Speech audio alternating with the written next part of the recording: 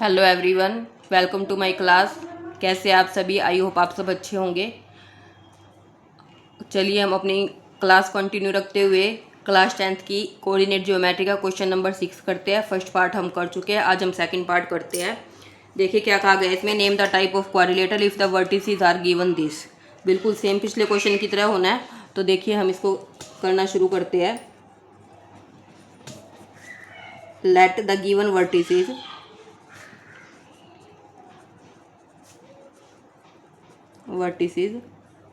Of a quadrilateral को ना मैं ऐसे लिख देती हूँ, of a quadrilateral is ABCD नाम रख देते हैं इनका वर्टिसेस का। -3 5 ए है, बी की वैल्यू है 3 1, इसी तरह सी 0 3 एंड डी -1 -4। ये कहा है कि क्वाड्रिलेटरल है, क्वाड्रिलेटर के चारों वर्टिसेस हमें दे रखे हैं, उनका नाम मैंने ABCD इस तरह से डिनोट कर दिया इनको।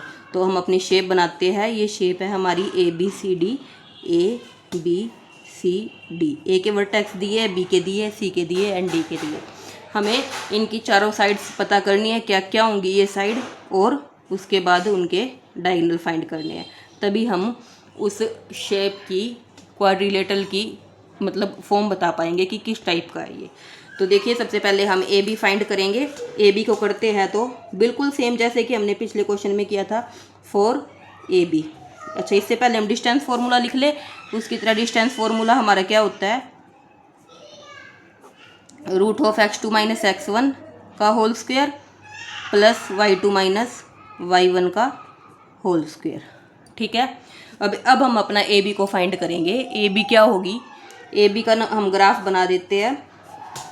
ये A है, ये B है। A के वर्टिसेस है -3 5 और B के वर्टिसेस है हमारे 3 1 3 एंड 1। अगर अब हम AB को फाइंड करें, AB की वैल्यू कितनी हो जाएगी, देखो डिस्टेंस फाइंड करनी है।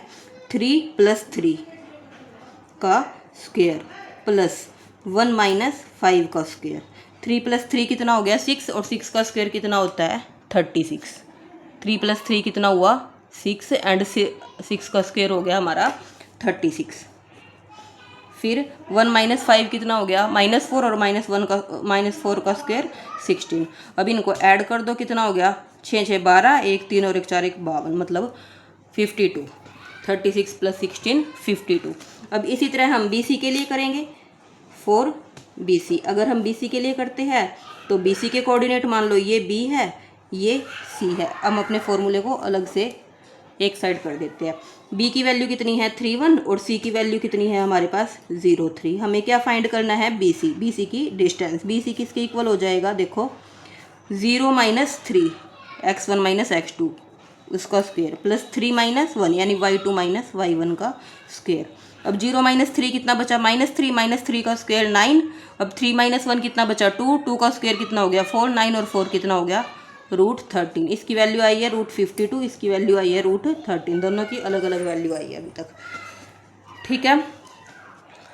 और अब हम करते हैं नेक्स्ट पॉइंट। AB कर चुके, BC कर चुके, अब हम करेंगे CD। फॉर CD अगर हम CD के लिए करते हैं तो ये C पॉइंट ले लिया, ये D ले लिया। इसी के कोऑर्डिनेट है 0 3 और D के कोऑर्डिनेट है -1 -4। हमें CD की डिस्टेंस फाइंड करनी है। हम डिस्टेंस फार्मूला लगाएंगे -1 -0 का स्क्वायर प्लस -4 - 3 का स्क्वायर। ठीक है। -1 और 0 तो -1 ही रह गया, और -1 का स्क्वायर कितना हो जाएगा 1।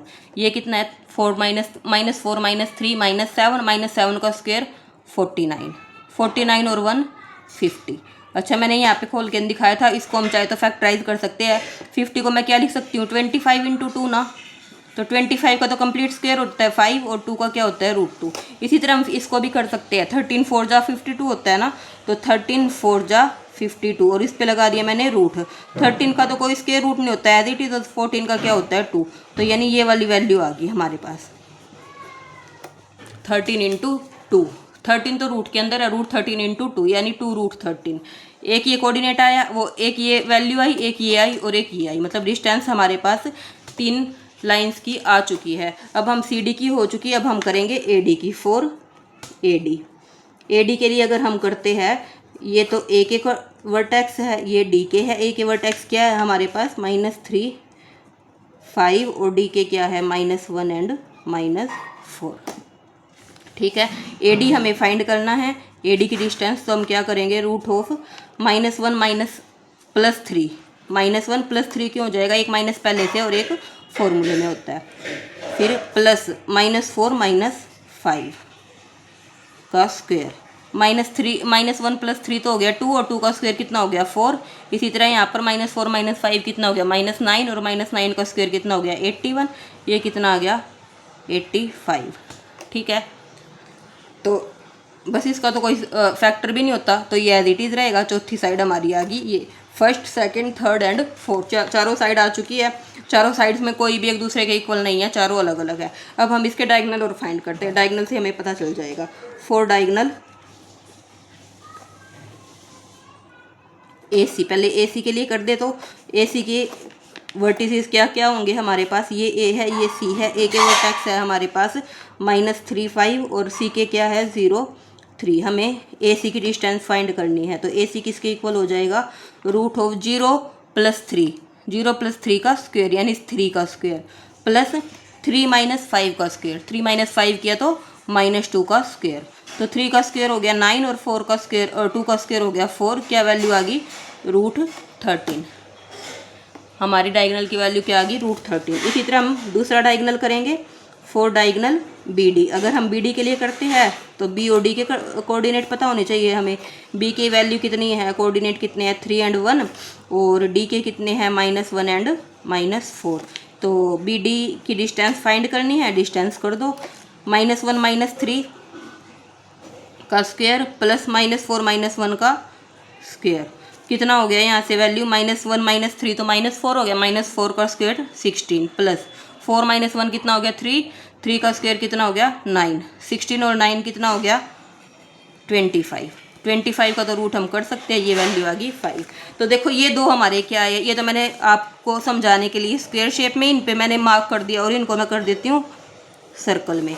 तो जो हमारे डायगोनल आए हैं ये भी डिफरेंट है, इक्वल नहीं है, और जो हमारी चारों साइड्स आई है ये भी कोई एक दूसरे के इक्वल नहीं है, चारों अलग अलग है।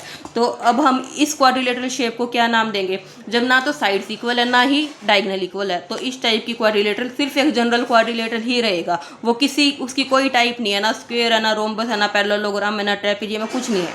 ठीक है, तो हम लिखेंगे no any sides are equal, कोई साइड इक्वल नहीं है, and diagonals are also not equal, वो भी एक दूसरे के इक्वल नहीं है। अगर इक्वल नहीं है तो क्या होगा, so given quadrilateral is a general quadrilateral, बस एक जनरल, वो सिर्फ क्वाड्रिलेटरल शेप है, मतलब उसमें सिर्फ 4 साइड्स दी हुई है, वो सिर्फ एक जनरल क्वाड्रिलेटर है। ये हमारा सॉल्यूशन। आई होप आप लोगों को क्लियर हुआ होगा। अगर कोई डाउट रहता है तो आप मुझे कमेंट बॉक्स में पूछ सकते हैं, और इसी तरह की और वीडियोस के लिए मेरे चैनल को सब्सक्राइब करो, वीडियो को लाइक करो, सब्सक्राइब करने से ताकि आपको साथ के साथ नोटिफिकेशन मिलता रहे। Thank you very much. जय श्री श्याम।